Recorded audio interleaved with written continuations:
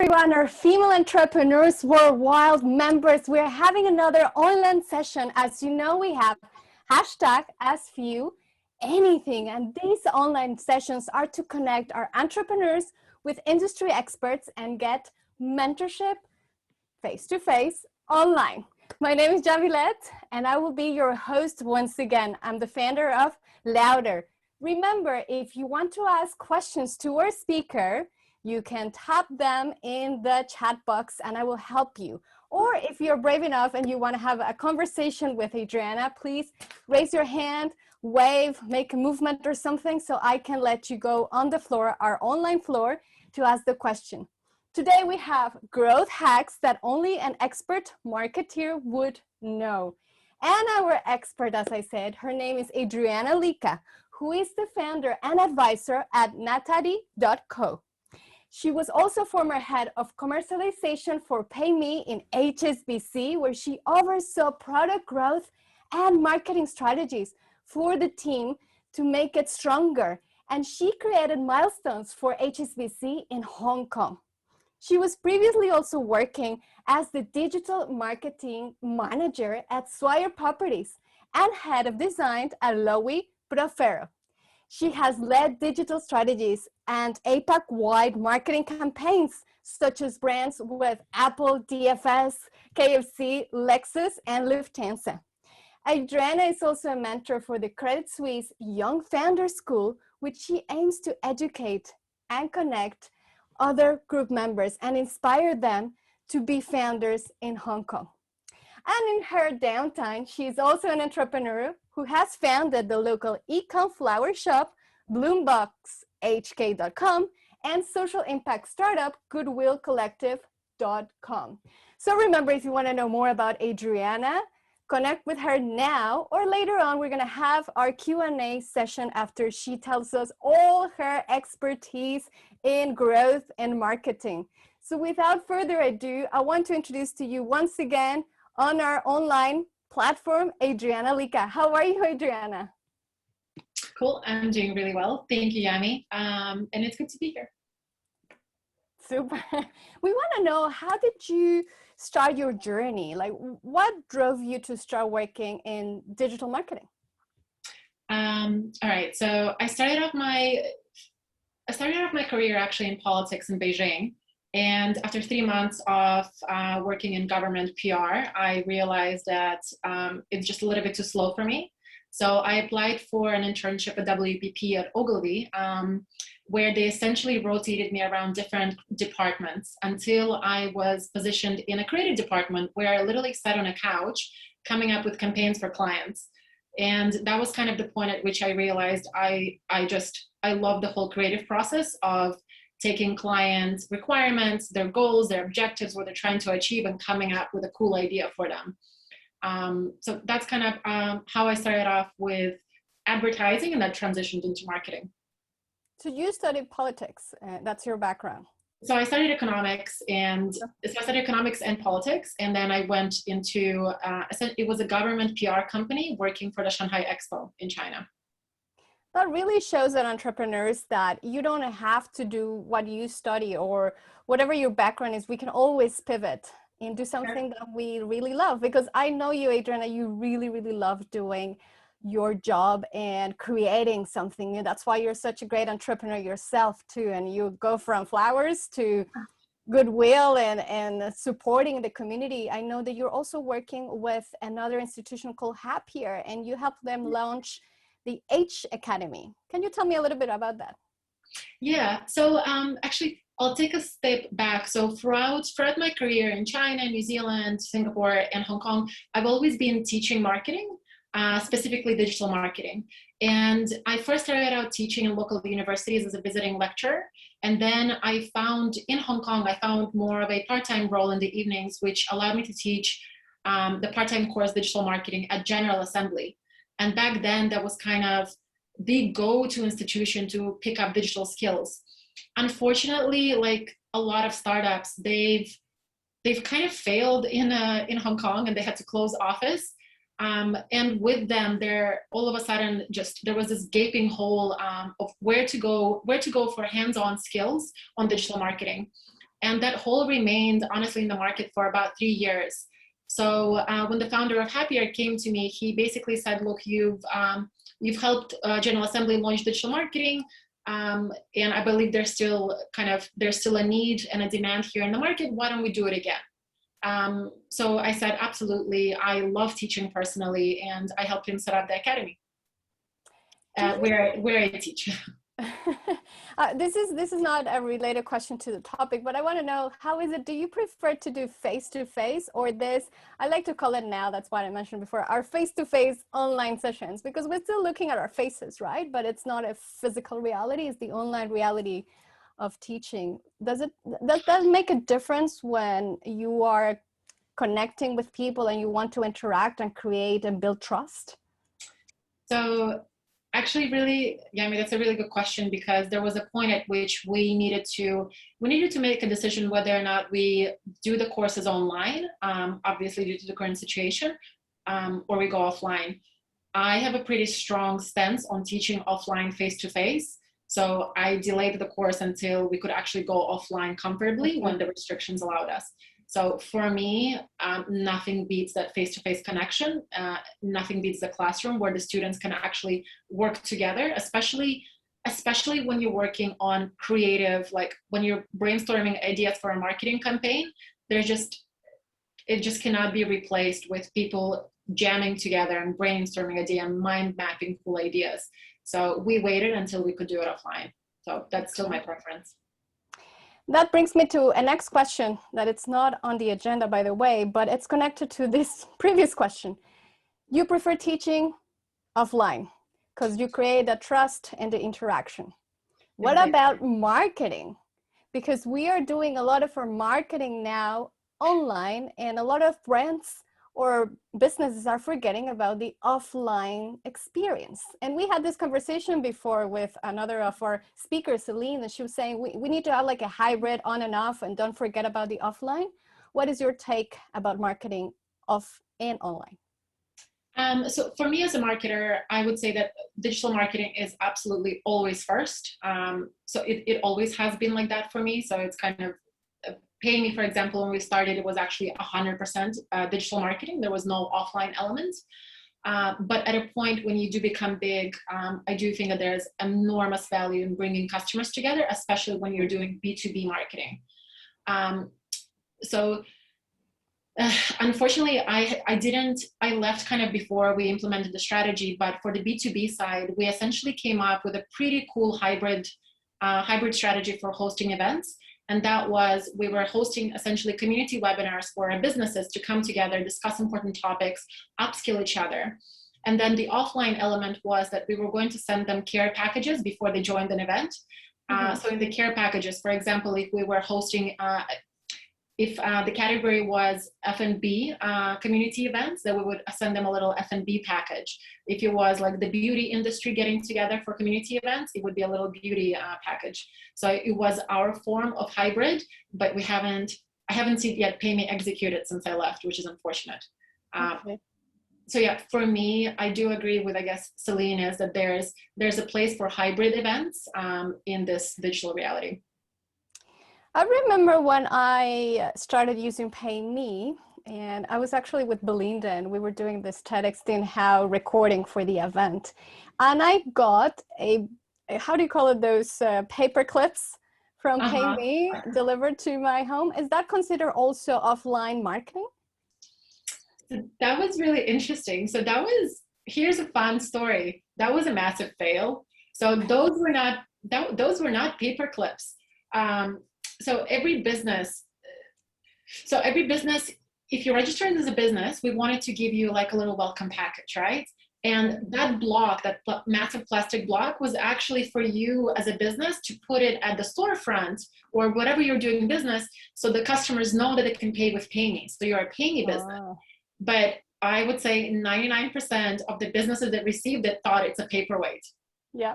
Yeah, I did too. And a lot of the businesses don't even have a physical shop or an office.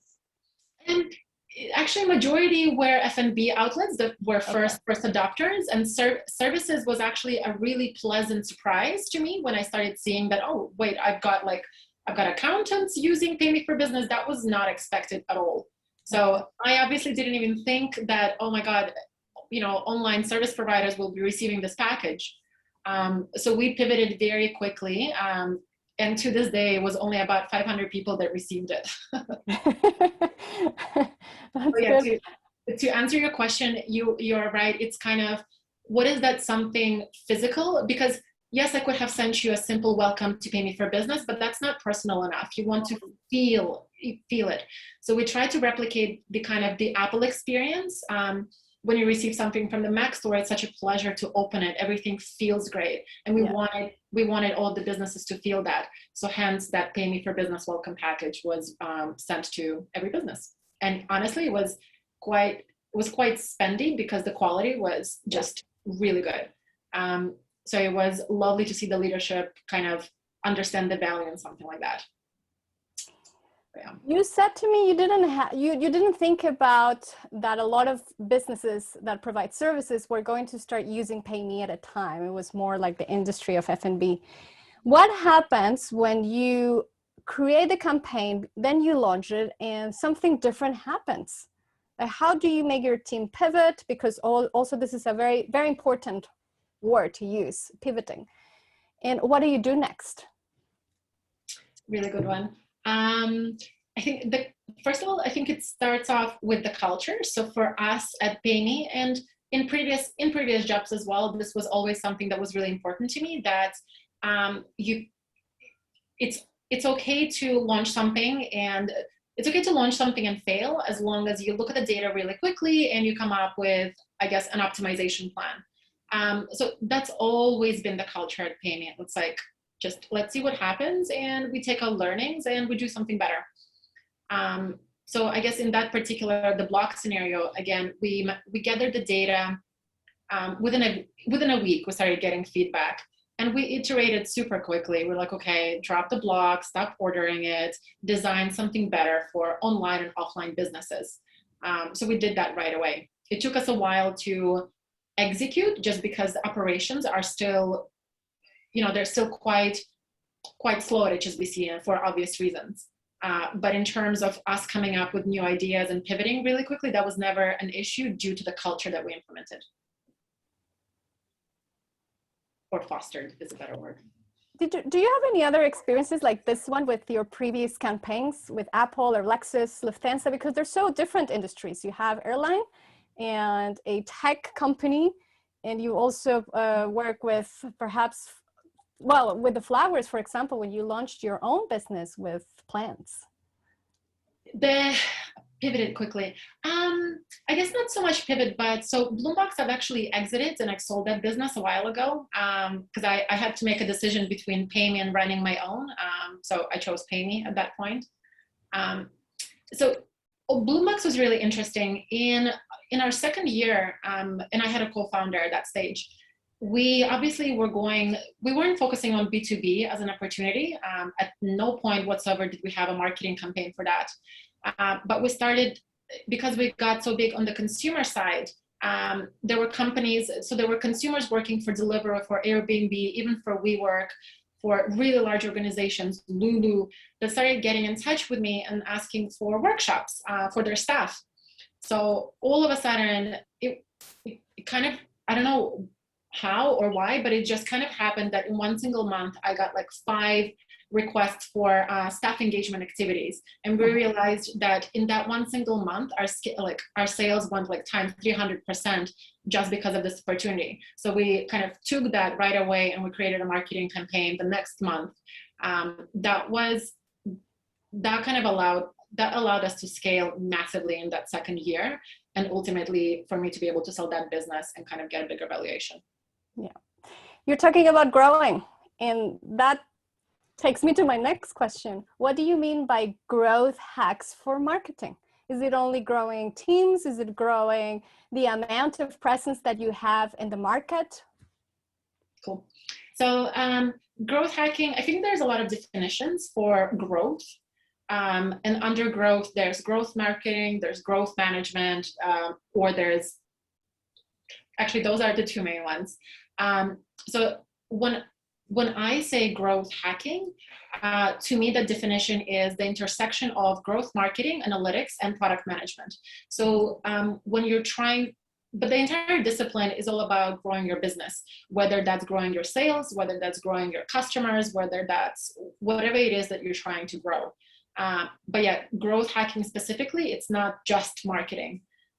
It's those three elements. So for example, a growth hack could be running a small friend get friend campaign, which is a growth marketing.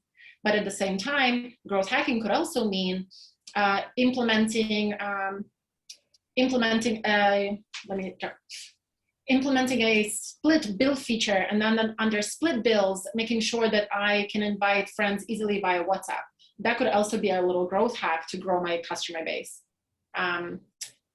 And then on the analytics side, it's just kind of, it's what enables you to do really good growth marketing or growth hacking. Without having an understanding of how all those three elements operate, you're not truly a growth hacker or growth manager. Okay. So would you say that that's one of the misconceptions that people have about growth, that it's only marketing related? Actually, yeah, I would say, yeah, that I'd say that's correct. Also really interesting, in Hong Kong, there's actually an academy that teaches growth marketing. But when I look at their program, it's basically just digital marketing. So it's really interesting, and they're creating this misconception in the market that that's what it is. Whereas if you go to a market in US and you hear a growth manager or growth hacker, it's not a marketer. It's somebody that can do product management, understands how a product is developed, how a feature is developed, has pretty significant understanding of analytics, how to tag a product, for example, again, how to derive that data, analyze that data, but also how to run a marketing campaign. So it's not just marketing. Oh, that's very useful to have ourselves the proper way to see it. And what about the misconceptions on digital marketing? Because if people are thinking that they're becoming growth hackers by studying digital marketing, then what is it really digital marketing? Why is it? Sorry, Yami, can you ask me again? What are the misconceptions that people may have on digital marketing? We already know that they may think that digital marketing is growth. You explained that very clearly. Right. But if I want to go into and embark into the journey of a digital marketeer, what are the things that I must know that this is it and this is not? Okay. For digital marketing, and actually how I start off my course at H Academy, I describe the differences between growth marketing, digital marketing, and traditional marketing. So digital marketing is a subset of all marketing. It's primarily focusing on digital channels because there's just so many of them that honestly, it's enough of a discipline on its own without you having to learn all of the traditional channels as well. So that's number one. For me, it is a subset of marketing. In terms of growth marketing, the difference, again, this is also just a personal opinion. So there's marketers that will differ on this. Growth marketing will still primarily focus on commercial and sales goals, whereas digital marketing can also focus on brand goals, for example, awareness. Whereas a growth marketer might not necessarily care about brand equity that we're building, or is the NPS score that we're deriving from, I don't know, again, our brand. Mm-hmm. So there is a slight difference in that. I'm sure our audience, they're very, very knowledgeable, but in the case they don't understand NPS score, other than Net Promoter Score. Promoter Score. So an NPS score can obviously be used in so many places, but for example, a brand might use it in a survey saying, would you recommend us as a brand to your friend? And that's something that a brand marketer or a digital marketer would actually do at some stage when they're trying to, let's say when they're creating a brand awareness campaign, and after the campaign, they would see, have I shifted the sentiment, yes or no? I'll run an NPS survey. Whereas a growth marketer might do an NPS survey, but for a product feature that they've released, for example. Would you use this feature, yes or no? Do you find it valuable, yes or no? Okay, so less on the experience side of it and more into the development of the product working itself. Yeah. You have worked in so many different types of campaigns with smaller groups and larger groups. what is the difference between growing a marketing campaign with a startup, let's say, and a big corporation like HSBC? Is it the same? Is it different? Is it all data driven? That's a great question. I think the strategy should always, let's say, the thinking that's applied, or I have to be careful here because I have to be, politically correct. I think as a digital marketer, the campaigns that I've run for HSBC versus, let's say, one of my startups, or even Bloombox, or I have a few right now at the moment just because I run my own advisory. I think the creativity and the strategy that I bring to the table is always the same at the start. But at the end, in terms of execution and the budget, obviously you have to pivot and shift. With somebody large like HSBC, your benefits are the amount of data that you have. It's absolutely astonishing. I can create pretty targeted campaigns in HSBC.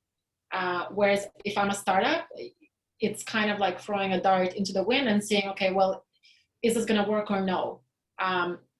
So I think, again, in HSBC, the amount of data that I have was absolutely amazing. Obviously, it'll depend whether or not the corporate that you're working on is actually giving you the access to this data. I was lucky enough to have received it. So then most of our campaigns were hyper-personalized and hyper-localized. So I always knew who I'm talking to, what their interests are, and I could tap into those interests as a marketer at HSBC. And obviously the second advantage of launching a campaign in a massive corporate, you have budget. Yeah. So absolutely amazing. But versus, of course, in a startup, you got to be super scrappy, and it's very, very unlikely that I'll ever be using any kind of offline tactics because they're just expensive.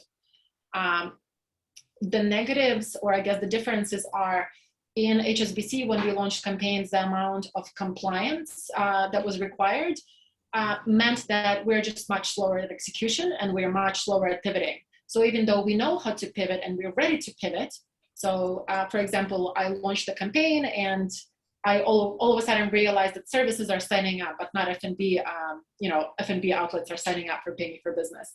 I know what I need to do in order to pivot the campaign and grow the services, let's say, industry. But it just took us much, much longer to do that, simply because of the operational side, the checks and balances that we needed to go through. Whereas in a startup, I can pivot the next day. So I've enjoyed running campaigns for both really large corporates as well as small startups. Controlling both the balance between budget and how much you can decide, the decision making. You mentioned that sometimes you don't get the data from the big corporates. Why? What's the reason behind that? I have a really good example.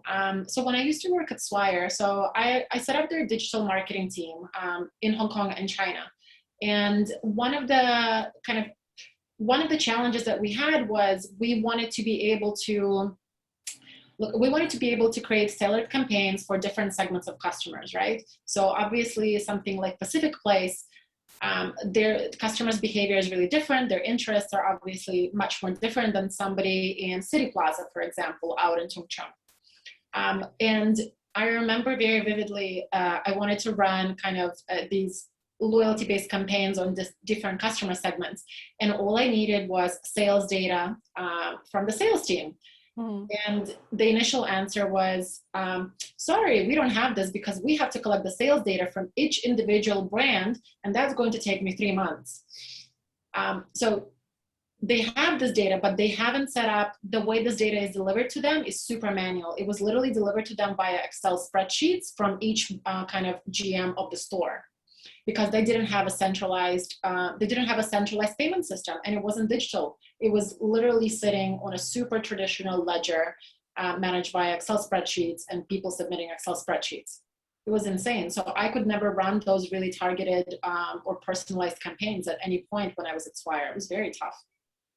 Wow, it's interesting to know that that's still happening. Yeah. What would you say would be your top hacks to get that competitive edge and gain your consumer trust? Because with digital marketing, I know it's all about ROI. Yeah, you want to get those returns and you have all this data, but you're missing that component of physical interaction. So how can you get that edge? If you were to give us like your top hacks. Okay, for brand trust, right? Yeah. I think I'm gonna start off with one fluffy one. Sorry, wrong word. Okay, I'll give you two tips. Number one is particularly if you're a startup and you're focusing on digital marketing, because, well, one, you should, but two, probably budget. Number one tip is to ensure that your brand is incredibly consistent across all of the comms that you do. So this is probably one of the mistakes that I see a lot of startups do. They don't pay attention to their brand, to their branding. They don't even have a brand Bible. So what this means is that you're starting off on the wrong foot right away with, I guess, your customers. So examples, your fonts on your website will be super different from the fonts in your app to the fonts in your social media. But that already creates distrust, your messy brand. So again, in the digital marketing course that I teach, I actually start off with this. I teach people how to create their brand Bible by themselves, how to even design the elements themselves.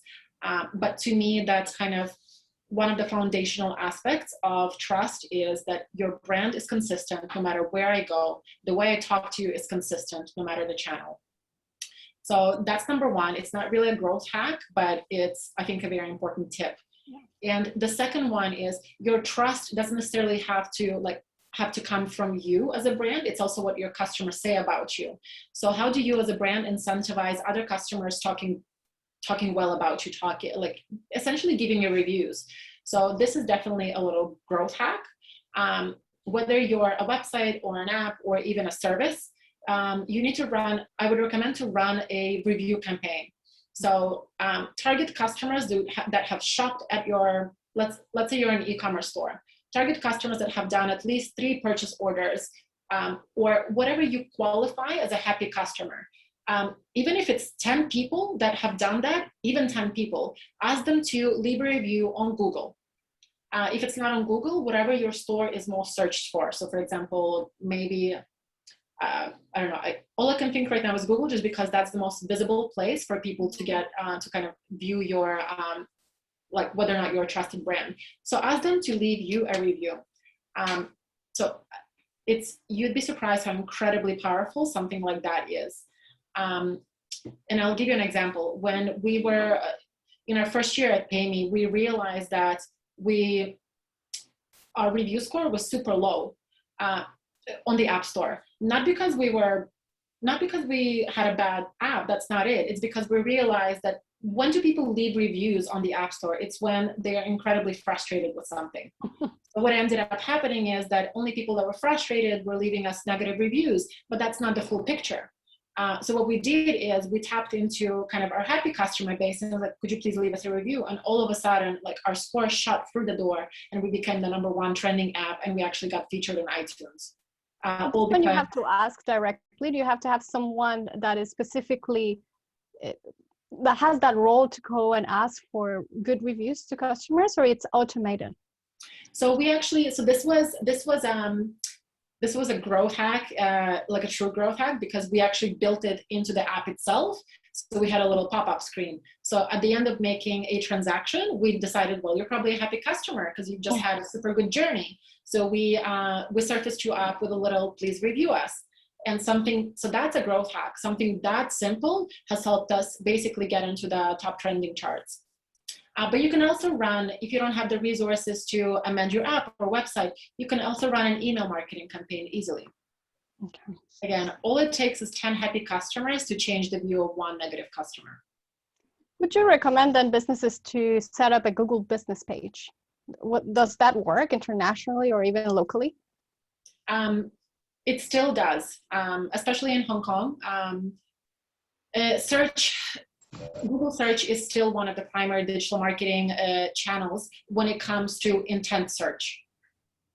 So I want to find something, I go to Google to this day. So I would highly recommend that for your kind of to be visible, set up a Google business page. So you need to validate it. They'll send you this little postcard, and you input the code. Like, the process is super simple, but I would say yes, for visibility purposes, set that up. And yeah, get some of your friendly, happy customers to leave you a review. What about the SEO? How important is that? Is that also considered part of digital marketing? Yes, so anything search related, so search marketing and search engine optimization, so SEO and SEM respectively, is part of the digital marketing agenda. I'd say, obviously, it highly depends on who your customers are, but unless your customers are super millennials who are just living on Instagram, but even they will at some point have to go on Google. So SEO to this day, in Hong Kong particularly, remains one of the most important aspects of growth. So obviously there's ways to kind of make sure that you're trending upwards, when somebody types in a relevant keyword to you. That requires a lot of optimization on your website. But again, small little hacks that can be done to improve your SEO is actually getting a Google business account and listing yourself. That's one of the SEO hacks. Text-wise, because you're mentioning that we have to be consistent in every channel that we communicate to our customers to build that trust and to be remembered. So if we're writing the text for our websites or even for our social medias, is there any hack there that we can use in order to be at the top of the charts, or with photos? I've heard that if you decide to put a photo on your website, then you have to have a description and specific words. So if you asked me this question 4 years ago, I would have said yes. But funny enough, the most important element right now to Google isn't necessarily the keywords. So it's not what you say, it's what your customers say. So the social element basically trumps anything that you do on your website. So again, it's ridiculous, but the reviews are so important. It's just, Google says, oh my gosh, this company has 4.3 reviews, they're important, therefore the rank goes up. So again, reviews are going to be super important. Is the website copy important? Yes, it is, but it's secondary to the social aspect of who you are as a brand or what people say about you. So right now I would say get people to review you. Second, get other websites that have pretty good standing. So again, maybe like your partner websites to talk about you and link to you. So it's called link juice. So that's kind of a second important element that you can do. So it gives you authority on Google, right? So if other people talk about me in a positive way, that gives me brand trust and authority. Therefore, I'm going to rank you up as a company on Google, and only then comes what you say on your website. So yes, you can use the right keywords on your images, on your descriptions, on your titles, but that would kind of be the last thing that, unfortunately. Wow, that's so cool to know. And what about when people write articles or you're featured in magazines? How does that affect the digital marketing? And because you just mentioned this link use, that somebody is perhaps mentioning you, but if they don't link it to their own website, it doesn't really impact? Or how can we leverage when others are talking about us on an article or a feature? Yeah, so that's called link juice, which is part of this authority ranking that you have. So if somebody writes about you, but they don't link to you, you're not going to get that brownie point from Google. Okay. So you need to be able to reach out to your partner and say, hey, can you just link, can you just add my link to this word or whatever. But it definitely helps. So again, first, it's real customers. Second, it's other websites that have good standing and good authority on Google as well. So yeah. Oh, that's so useful. And when are we talking about in this COVID-19 era that we're still working through innovation and we want to grow, and there's so much competition out there? Would you say that innovation is at the forefront of growth? Interesting. Innovation. I would say creativity is, but it's always been. Right? So let's say before COVID, the space, it's not like it was any harder to market. I still had to compete with exactly the same brands. It hasn't, I think what's happened is that competing offline was incredibly hard. So for example, booking in a billboard in the MTR was actually not that easy. I had to outbid other clients. So the space was super competitive offline. All COVID has done is that people started doing the same thing, but now on Facebook. So now I have to compete with pretty big brands for that space. And yeah, it's becoming much more expensive for me to reach my customers on Facebook. So I'd say the competition was always there. It's just kind of shifted from me competing with these giants offline to now competing with them online. So yes, it's harder, which is why creativity has always been incredibly important. And yeah, I mean. How can we use then innovation to enhance our creativity? And you also know, for example, if you are a jewelry brand, that they're using all these new tools where you can try the stuff with a virtual setup, perhaps not shoes but even wardrobes. I've seen that they have this technology. Is that enhancing creativity, or is hindering it in a way that the designers are just focusing on data rather than the creativity itself?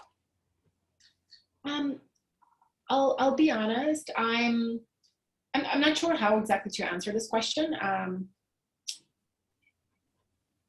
I don't think innovation can ever hinder your business. Like I can't. It might be just too early to do something. But it's all about the timing then. Yeah. Not being afraid of innovation, but not rushing into it or leaving it behind. Yeah, I'm trying to think of examples in my career where innovation was too soon to. I guess, okay, here you go. Here's one. This is still pay me related. If I think of something else, I will chime in. But we introduced the social aspect of payments. So we wanted to stand out from the crowd, right? So not just from a branding perspective. So when we launched Pay Me, it was super fun. We had emojis. Just nothing like any of Hsbc marketing has ever done. But the other thing that we've done is we wanted payments to be social. So we wanted to be more than a transaction. Fun fact, we've never used the word transaction in our first year because we wanted to be more human. Yeah. But part of this kind of humanizing payments strategy, we also implemented social aspects. So this means that you could see that your friend has, paid Yami for lunch. Yeah, so we introduced this. For us, this was definitely innovation. So it was too soon for Hong Kong, especially where privacy, like everybody here, again, something that we learned, privacy it's not that it was less private, like it's just a lunch and you don't see a transaction and you still have a choice to hide that payment, but it just became this massive point of discussion where payment doesn't care about privacy. But it wasn't that. It was just people here weren't ready for something like this, and I don't know if they will. True. Yeah, I remember thinking, why do I have to know all these things? that are bad.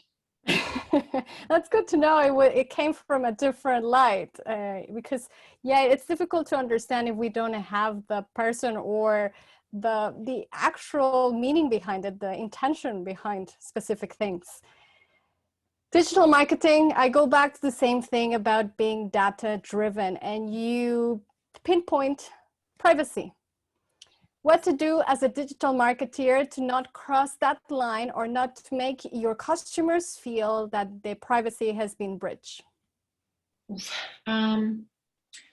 Number one, do you know what? I've got so many tips on here actually, but I think the overarching theme is that if you're collecting data, you obviously have to always just be transparent about it, obviously. So for example, if you're planning to use your customers' data to run ads, right?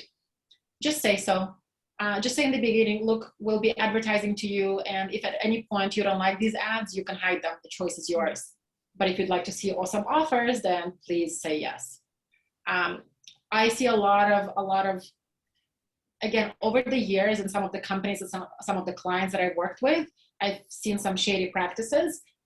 So here's two to please avoid. Number one, in all of the email marketing, they try to, the unsubscribe, which is mandatory. Okay. They try to either make it the same color as the background, so you can't actually see it or find it, but then somebody like MailChimp, they would have picked up that you have it, but they wouldn't know that you're hiding it because the colors are the same. Do you know what I mean? Yeah. So that was shady practice number one, which obviously creates massive distrust from customers. You're trying to like take my choice away. Like, that's crazy. So please don't make it hard for customers to unsubscribe. I see brands do this in Hong Kong and I shudder at the thought of it, because you wouldn't like this as a customer, so don't do it to yours. Then number two, again, when I register for an app, I see a lot of apps are trying to pre-tick the terms and conditions. Mm-hmm. As a way to, you know what they're trying to do, right? It's like you're removing their choice, or you're moving them from thinking whether or not to accept it or not by pre-ticking it. I'd say that's kind of, yeah, I think that's not the most sincere way of doing it, because you're doing it knowing that you're trying to get people to submit, like give you their access to data. So don't pre-tick it. Like, leave the customer to decide whether or not they want to give you their data. Analytics, and I know there's so many things you can tell us, and I would like to ask you for our last question, if you can think about it now. Don't answer, please. If you're going to leave us with something, what would that be, your last piece of advice? But before that, I would like to know, you teach young entrepreneurs or people that are still in college that they want to start a business or find a job, but you also teach people that already have their businesses and perhaps they have failed or they have succeeded.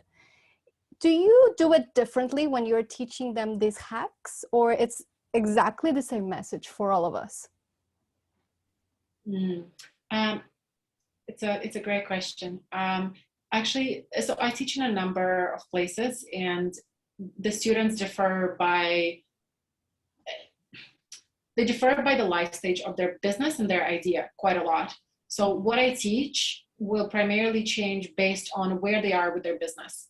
The type of marketing that I will teach a startup that doesn't even have a brand will be a little bit different from what I will teach a startup that's in their growth phase. And also it'll highly differ. I'll say I'll personalize it based on their business life cycle, and based also on the country.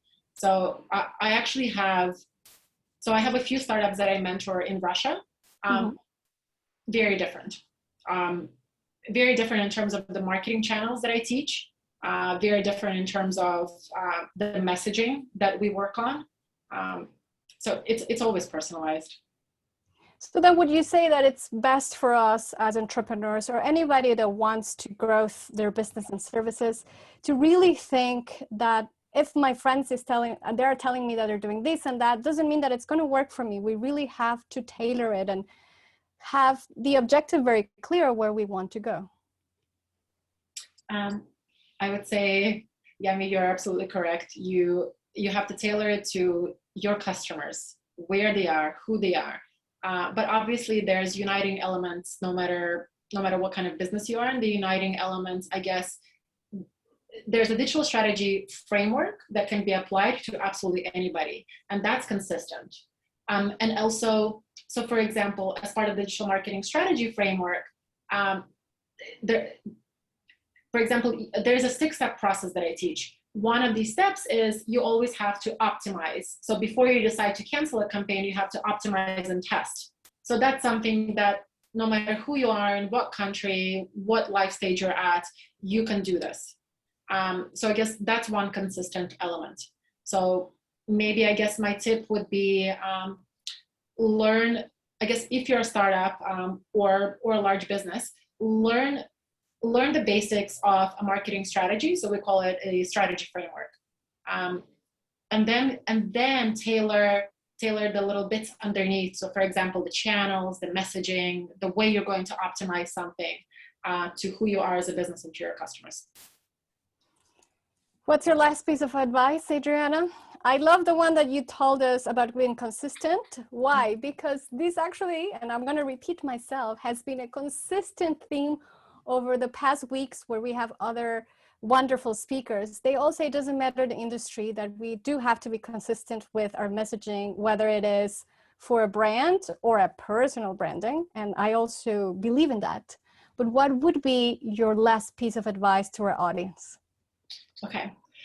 My last piece of advice would be to, as a marketer, one of the most important things is to stay constantly curious.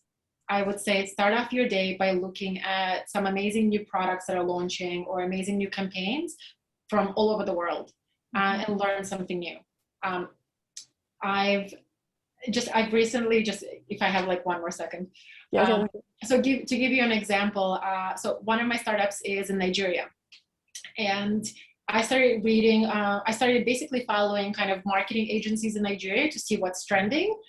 And there was this little thing, like a little campaign that came out, and it essentially was, so somebody put on the cars in Legos this little sticker with a card inside, and the sticker said, "I'm so sorry about your car." And then when they open it, it's an ad. She was like, but I think like that's smart. And we're like, that's gonna make me look, but also like obviously first thought is I'm gonna worry about my car, but I'm gonna open it. It's like, oh, it's an insurance service with like 50% off. Yeah.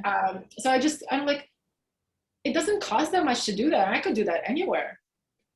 Anyway, just stay curious and just read as much as possible. Be creative, and learn and develop yourself. That's why we have these wonderful online sessions. And I love it because every time I do learn something different. I like that campaign. I might take it myself. I'm sorry I took your voice. You're like, what? I'm sorry about your brand image. Yeah, I can help you. Correct. If we have here on the floor, obviously our few members and the team, Mia, she's there, Ellen, I can see Stephanie, hello. We have Kelsey, Kat, Ines, co-founder of Female Entrepreneurs Worldwide. She is also connecting with us. Ada, if anybody has any questions to Adriana, Junie Lai. Oh, I have one here from Stephanie.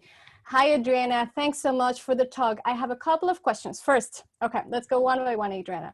What is your opinion on digital marketing for professional services, like risk advisory services, for example? First question. Oh, I love this.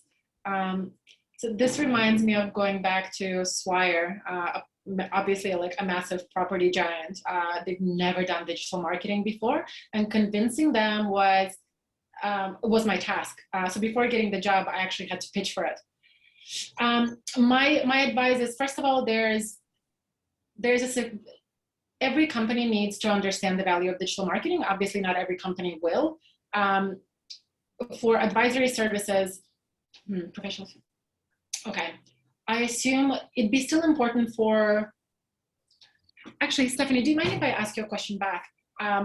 For this particular company, do they do any kind of marketing at all? Let's see, Stephanie. Do you wanna? Are you shy, Stephanie? Or type it here. Hi, there she is. Hey, thank you, Adriana. Really, really good talk, and thank you for answering my question. So we do digital marketing, but it's all organic. And then we do a lot of direct marketing as well, like emails and things to our clients and things. But I am trying to convince them to do something a little bit more out there, and I'm really just trying to get a case together for us to do some paid media. Awesome. So what I would then suggest I would suggest a test and learn for them.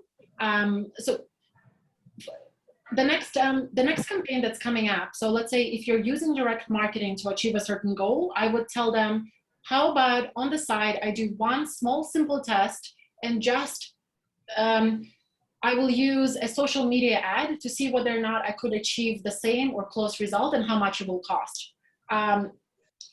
I would pitch it as a test and learn and test with a very small budget. I'd actually...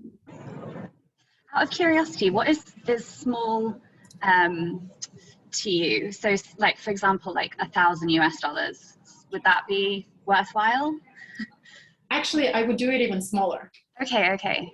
So I'll give you an example.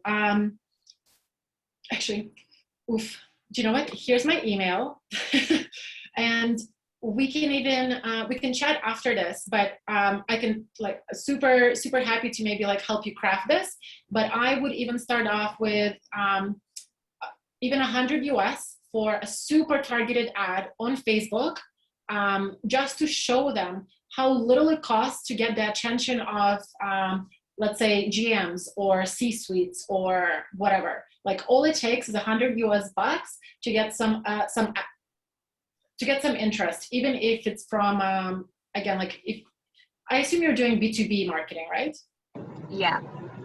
Perfect. So to give you an example, I actually did this for one of the clients on Hula, which is like a buy now pay later platform. They've never used B2B lead generation ads of any sort. They've always done cold calling. So what I've done is I basically got the cost of like the cost of cold calling, which is a person, and I said, look, for half of that, I can get you exactly the same amount of leads that are going to be high quality. And we tested it out and it worked like magic. All it took was literally 100 US bucks. Okay, amazing. All right, yeah, that's really good. Thank you. I'll definitely try that. Try if you're doing a lead generation campaign, I'd highly suggest Facebook lead ads. They're a new type of ad which works like magic, and honestly not enough services in Hong Kong use it, so it's still a very uncrowded space. And then LinkedIn ads. Then LinkedIn. Yeah, okay, LinkedIn is just a bit more expensive, but Facebook ads are honestly like they're still so cheap, and we're all on Facebook, right? So like all the GMs are on Facebook, so it's, you know, they spend their time on there more than they do on LinkedIn, so it's an awesome channel for even B2B marketing. Okay, great. That's really good insight. Thank you so much. Thank you. Thank you, Stephanie. And that actually linked to her second question, which was how to convince them to start using paid ads for social media. Make sure to connect more with Adriana because she can help you craft that message even more. Do we have any, I'm going to check this chat, other questions from our attendees? Not at the moment, but I really want to also thank Kate. She's here. Crystal Lee. We have Tina Wong. She's also connecting. Thank you very much for being here with us. And indeed, Adriana, very insightful experiences that you have had, and then you're giving us all these pointers that, as I said myself, I'm also going to reach out to you further on Saturday. I see you. If there's anything else you want to tell our audience, if not, please remember that we do have these online mentoring sessions every week, and you can learn from different experts in different industries and topics. So make sure to #ask Few anything, and they will answer. Reach to the Few team throughout the website, social media, LinkedIn, all of the platforms available, the WhatsApp, we also have a WhatsApp and email. I'll see you soon in a couple of weeks. And thank you once again for having me. My name is Yamilette. Thank you, Adriana, for connecting with us on our online space.